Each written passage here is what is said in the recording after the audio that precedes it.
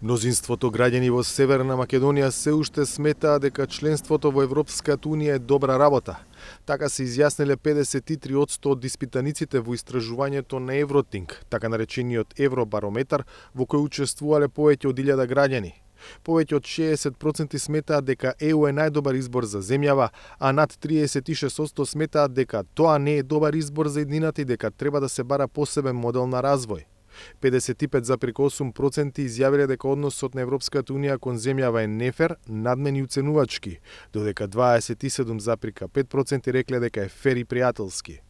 Кога можеме да очекуваме влез во ЕУ, гледаме тука една прилично голема разочараност дека највисок процент од 30% рекле дека никогаш нема да влеземе, а втора најпопуларна бројка е за 10 до 14 години.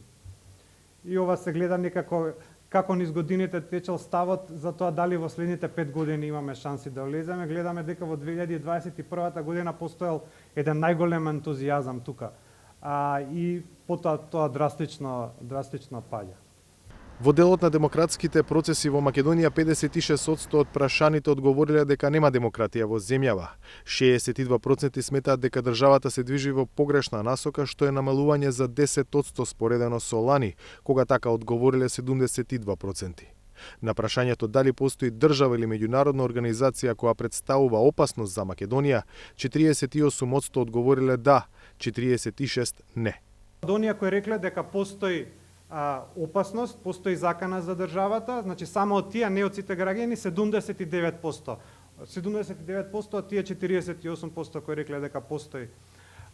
Значи тоа е прилично зголемување во однос на лани кога беше околу 40%. Значи околу дупло се зголемил бројот на граѓани кои сметаат дека Бугарија е најголемата закана.